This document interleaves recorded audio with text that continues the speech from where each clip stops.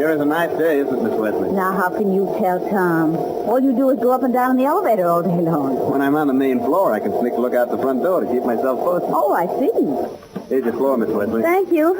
When Mr. Boston Blackie arrives, bring him right up, will you? Sure will. Oh, Tom. Tom, quick, come in. Holy mackerel. No, don't jump, please. Oh, see, Miss Wesley, grab her quick. I'm coming. Get away from that window, get away. No, let go of me. Let out her. I can't much longer. I'm coming. There. Oh, let me jump, please. Grab her other arm. You have no right to stop me. Let me go.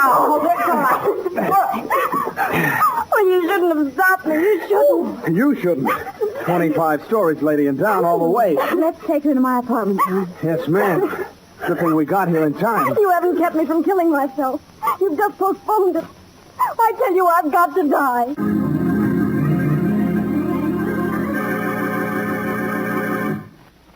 Now meet Richard Calmer's Boston Blackie. Enemy to those who make him an enemy, friend to those who have no friend.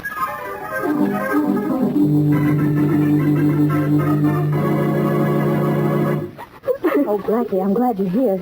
I couldn't do a thing with it. That's all right, Mary. Maybe I can do something. Hi, Miss Wolfe. Hello, Shorty. Anything I can do? Be a nice boy, Shorty. Nice and quiet. Oh, sure, boy.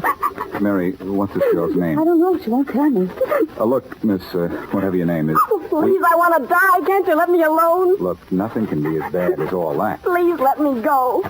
When you're all right, we'll let you go. I'm all right now. Jump out the window again? Oh, no. Please, I want to die. I have to die. Won't you tell us your name? No. Look in a purse, Mary, and see if you can find a name and address. All right. You don't understand, either one of you. We understand perfectly. That's why we want to help you. No one can help me. Nice, a beautiful purse. Ooh, no wonder. It's a haven. What about identification? Well, there doesn't seem to be much of anything in it. This card, Let's see it. there's a name written on it in pencil. Oscar Wolfe. Here. Hey, Thanks. boss. Look, Miss, what's your name? Are you Mrs. Oscar Wolfe? No. If you must know my name, it's Larson. Mrs. Janice Larson. Hey, boss. Just a minute, Shorty. Look, Mrs. Larson, what's your connection with Oscar Wolfe? He's the reason that I... In words, then, he's making trouble for you. That guy Wolfe makes trouble for everybody, boss. You know him, Shorty? That's what I've been trying to tell you. Please let me go, will you? Not yet. Try to keep it quiet, will you, Mary? Thanks. Come on.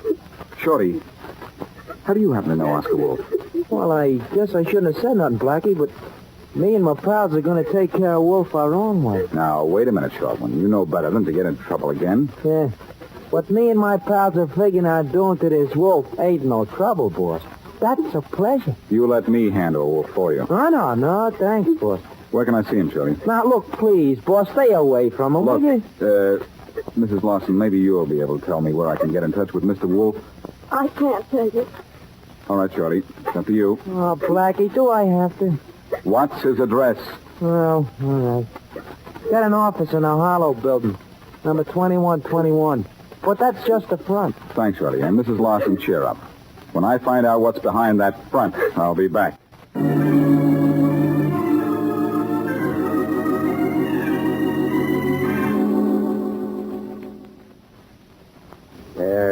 Check the phone. Take a letter to, Mr. Robert Hyman. Dear Mr. Hyman, how are you? I am fine. I am fine. Period, semicolon. It's not a regular professional. Let's see how it comes back. So you push the telephone needle back. Go.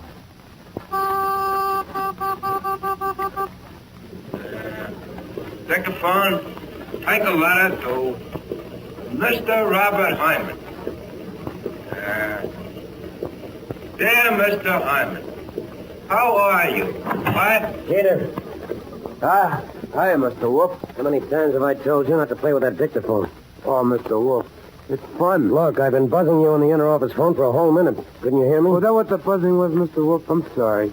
Listen, we're having a visitor in a few minutes. Yeah? Boston Blackie. Yeah? He phoned from downstairs. He's on his way up.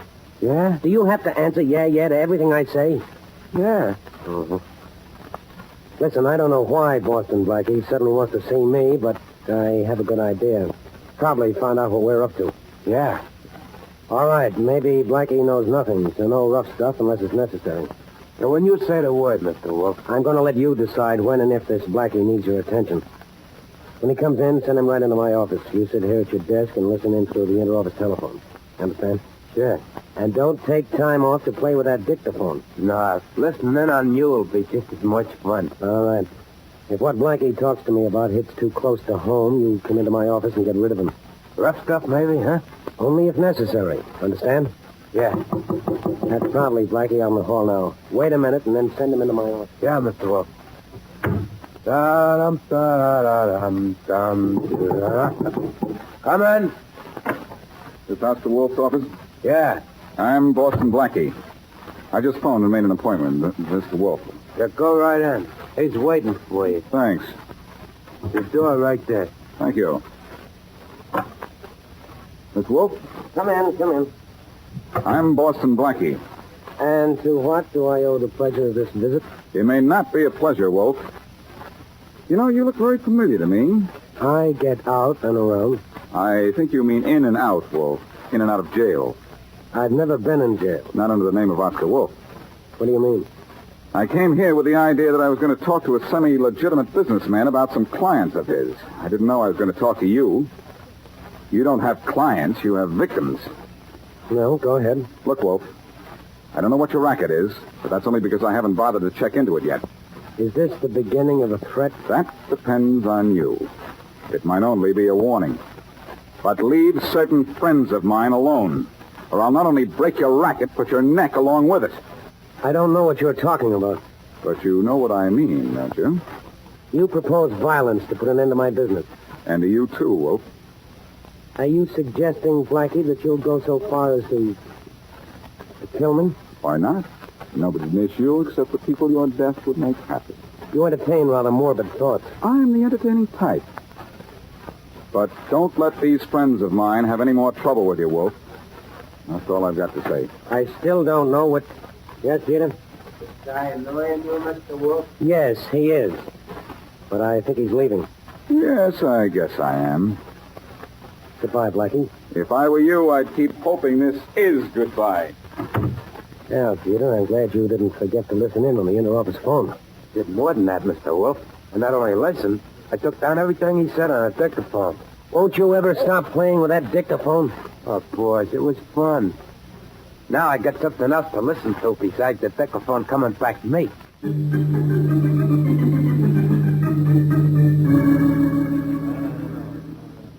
All right. Where's the guy who calls himself Jeter? Here, Inspector Body, here. You want to talk to me, huh? Yeah. When you came into this office this morning, you found your boss's body, huh? Yeah. Did you know Oscar Wolfe was really Teddy Pascal? It was Mr. Wolfe. You look dumb enough to believe that. Who's been gunning for him lately? Nobody. Come on. A guy like Wolfe has guys waiting for him in every corner. Who could have come in here and let Wolfe have it? Oh, a man came in here yesterday and said he would like to kill Mr. Wolfe. Know the man's name? Boston Blackie. What? No, I don't believe it. This is one time I won't be talked into thinking Blackie killed a guy. I have a dictaphone record that talks back Blackie and Mr. Wolfe. You better talk sense. You won't believe me? Listen. Play it for you. Now listen.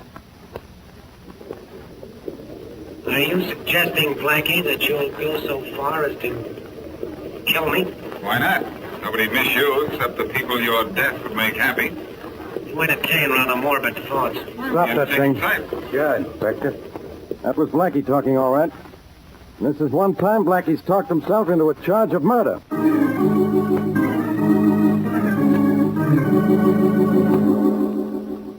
I don't think Wolfe will bother you again, Shorty. Oh, me and the boys are seeing to that, Blackie. In fact, we might have seen to it already. Huh? What does that mean? Oh, nothing, boy. Shorty, if you're up to anything, No. I'll get it. Probably the laundry. See if my fountain pen's in the bedroom, will you, Shorty? I've been missing it. Oh, sure, boy. All right. Now, what do you... Hello, Blackie. Well, Inspector Faraday. I suppose I have to invite you in. I'll come in anyhow. I'm sure of that. I was just thinking about you. Or rather, I was thinking about absolutely nothing, and that's the same thing. Don't try any tricks now, Blackie. This time I've got you on a murder rap you'll never beat. You're coming with me. No, not again. Put that gun away. Blackie, come back here. I'll shoot. Then go ahead and shoot. I'm going into the bedroom and lie down. I'm tired and mostly of you. Blackie, so help me open that door. I'll let you have it. Unlock that door, Blackie. I can hardly wait. Who did I kill this time, Inspector? Teddy Pascal, alias Oscar Wolfe. Teddy Pascal, huh? I knew I'd seen that face somewhere before. Oh, then you admit you went to see him. Sure, I saw him. What did I do? Forget to pay admission? You threatened to kill him, Blackie, and you did. Did that puff-brained sidekick of his hear anything I said to Wolfe? He not only heard it, wise guy, he made a recording of it, every word. That's why I'm taking you in for the murder of Oscar Wolfe. Sorry, Inspector, but I have other plans. The only thing you'll be able to plan from now on is a jailbreak, chum, because I've got the goods on you this time. Oh, Inspector. All right, Blackie. I gave you the warning to open that door. Blackie. Blackie! Yeah? Oh, what's the idea of scaring me like that? You know I missed on purpose, but next time I won't, and on purpose. Open up. Okay. That's better. And come out with your hands up. But I ain't done nothing, Inspector. Honest, Shorty, you mean to tell me I've been talking to you? Yeah, me. Where's Blackie? Well, a minute ago, he all of a sudden got tired of conversing with you, and I tailed it out the back way.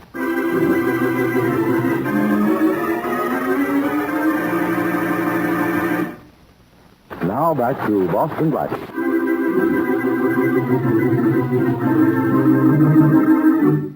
When a woman who later identified herself as Janice Larson tried to commit suicide, she was stopped by Mary Wesley, Boston Blackie's girlfriend. Blackie discovered that a man named Oscar Wolfe was the cause of the woman's difficulties. Wolfe, it seems, had also been making trouble for Shorty, Blackie's longtime friend. So Blackie saw Wolfe, threatened him, and left. Later, Wolfe was found dead. And when Inspector Faraday began to investigate, he found that Wolfe's assistant had made a recording of the conversation between Wolfe and Blackie. Faraday went to Blackie's apartment to make an arrest, but Blackie escaped. It is late the same afternoon, and Blackie is sitting on a park bench with Mary. What are you thinking about, Blackie? Not what I ought to be thinking about at a time like this, in a place like this. You'll forgive me, won't you, Mary? Well, all the same, we aren't just going to sit here and count daisies, are we? No. I've been doing some thinking. About what? About what saps we were to fall for that Lawson woman's story. On account of it, I've had to duck Faraday's cops for hours. But, Blackie, it seems so real. If the story she told was real, why isn't the woman real, too? There's no such person as Janice Lawson, a telephone book, or a city director. Well, then she just gave a false name under the circumstances. I don't blame her. She's tied up with Wolfe's death. In fact, I have two theories about Wolfe's murder. Two? Shorty and his underworld pals were considering some kind of action against Wolfe. Oh, you don't think Shorty and his friends might have killed him? I hope I'm wrong. But until I find Shorty, I have to think so. Yes, but you said you had two theories. My other guess is that Janice Lawson's attempt at suicide was a phony, and the beginning of a plot to frame me for Wolfe's murder. Oh, darling, what makes you think so?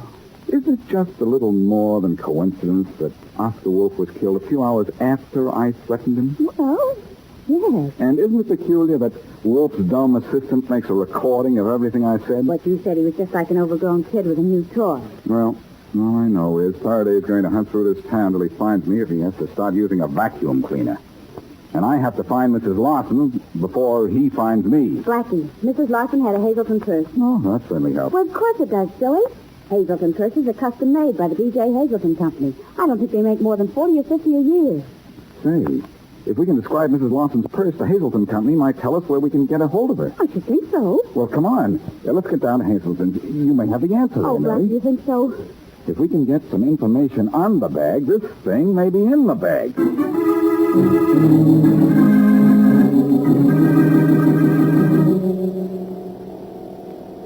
floor, please. So far, so bad, huh, Blackie?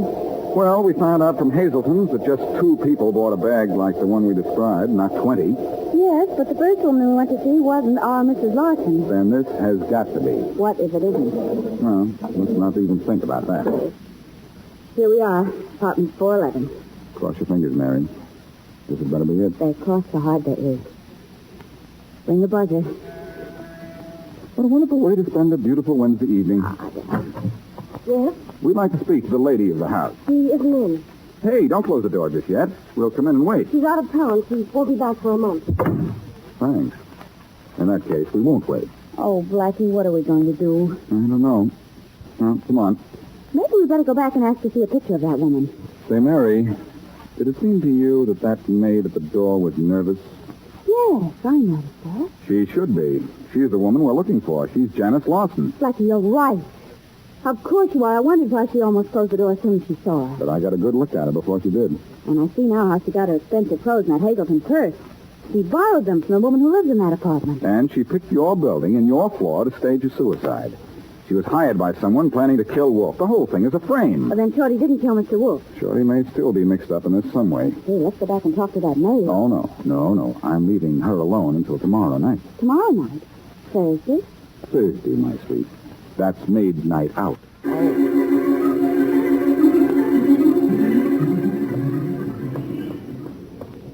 Hi, Blackie. Hey, get in the car, Mary. Too bad you didn't get back sooner. I was just listening to the police on the radio. Guess what? After 2 days, they're still looking for me. I'm so surprised. Move over. Convenient Instruments order radios. Oh, the maid is in that drugstore, and she's doing just what you thought, Blackie. She's telephoning. She knows that we've been following her. Close the door. She may come out in a minute and drive off. Okay. I got close enough to the telephone booth to hear part of what she was saying. She's going out to meet her friends, and she has told them that you were following her. Well, this is working out better than I thought. Oh, Blackie, no, it isn't. They apparently told her to let you follow us. Now set a trap for you. Perfect. I'll ride right into it. Oh, no, Blackie, no, you can't. No, I'm pretty sure I can. Don't you see, Mary? If that maid is leading me into a trap, she also is leading me to Oscar Wolfe's killer. And also to an early grave. Maybe, but cemeteries are so pretty this time of year. Oh, Blackie, they'll be waiting for you. You don't know when or where. And now that they know you suspect them, there's no telling what they'll do to you. Look, Mary, I'm glad you're worried about me. I wouldn't like it any other way. But unless I follow this girl, I'll have Faraday following me the rest of my life. Now, that's a repulsive thought. Well, if you must kill this girl, then call the inspector and have him go with you. Mary, if I called Faraday, I'd have to go with him. But you're right about the danger. Honey, I think I'd better solo from here on. But, Blackie, please, will you get Faraday? Why do you think I left my own car at home and rented this cream-colored jalopy? I don't want Faraday near me. Please don't do this, darling. Honey, I have to. Now, be a good girl and go home. I'll call you as soon as I have this thing cleared up. Oh, Blackie, you're such a fool. Go ahead, Mary. Please, a fool, then, huh? Out. I'll say I'm getting out. Oh, my goodness. My purse, I dropped it. Oh, you dropped your purse? Wait a minute. I'll come around and pick it up for I you. can pick up my own purse, thank you. Well, better do it quickly, then. Our girlfriend, the maid, is coming out of the drugstore. Blackie, please, will you change your mind and call Faraday? Not a chance. I won't call him, and he has no way of finding me. No? If I were you, Blackie, I wouldn't be quite so sure.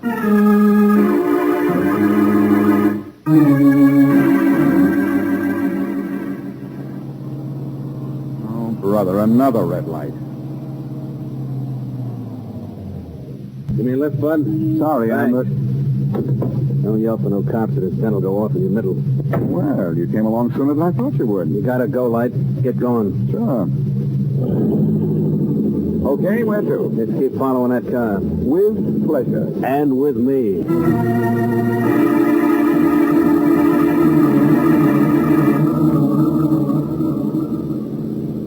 Go left at this crossroad. I got a gun on you, see? I'd rather watch the road than the rod. Joke. Glad you told me. And it's a cop car in back of it. Can't warn us, but don't give no signals when he passes. Signals? You mean like dropping my handkerchief? Hey, step on a brake, that cop is cutting us off. How unfortunate. Hey, what is this? But we have company. Okay, Blackie. Don't try any tricks. I got a gun on you. Inspector Faraday, why, everybody has a gun on me, even my little playmate here. Grab him on the other side, Monahan. Got him. Let you go of me. I got a permit. Sure. Come on, Blackie. You and your partner are going down to headquarters. Not till I finish what I started. You were finished when you killed Oscar Wolfe. I didn't kill Wolfe, and thanks to you, my one clue to Wolfe's real killer got away. No stalling. Come on. Look, Faraday, give me 60 seconds alone in this car with my pal here, and I'll find out who Wolfe's killer really is. And have you drive away? Nothing doing. All right, here. Here are the keys to this car. Ignition and everything. I don't know why I listened to you, Blackie. Because if you don't, you won't know anything. Let me out of here. Oh, no, pal. Oh, no. You and I are going to sit here and play patty cake. Faraday, you and Monahan take a little walk, will you? What are you going to do? Give my pal here 20 seconds to tell me where I can find Wolfe's killer. What if he won't talk? He'll talk, Faraday. Or it'll be a week before he can move his jaw again.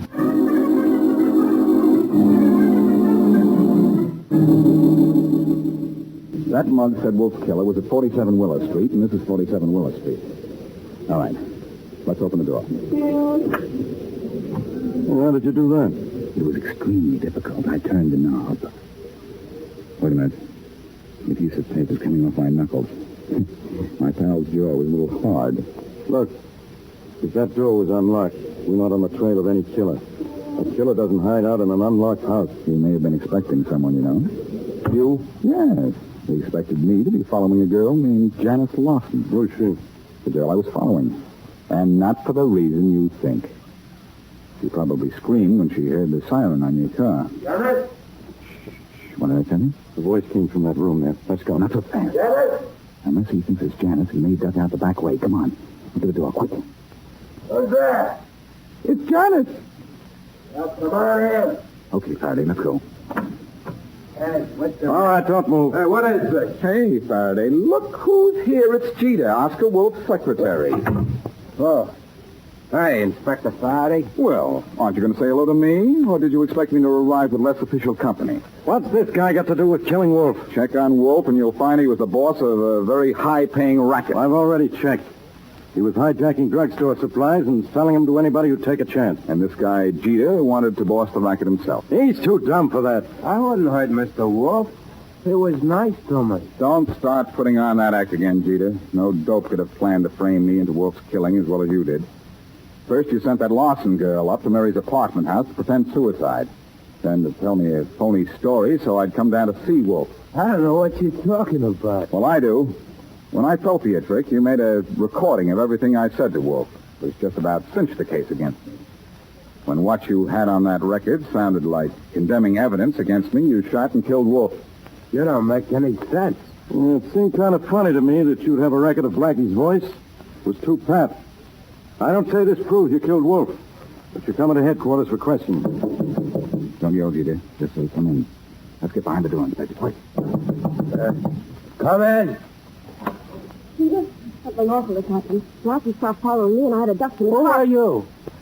What do you mean, who am I? You owe me $500. I never seen you before in my life. You never saw me before. You hired me to put on an act in that apartment building for you so you could get Boston Blackie into your boss's office. That's it, Faraday. Fool, why didn't you keep your mouth shut? All right, lady. You too, Jeter. You're coming down to headquarters. Still only for questioning, Inspector? We're answering, Blackie, to a charge of murder. I know when I found my man. My congratulations, Inspector, for the brilliant way you found him.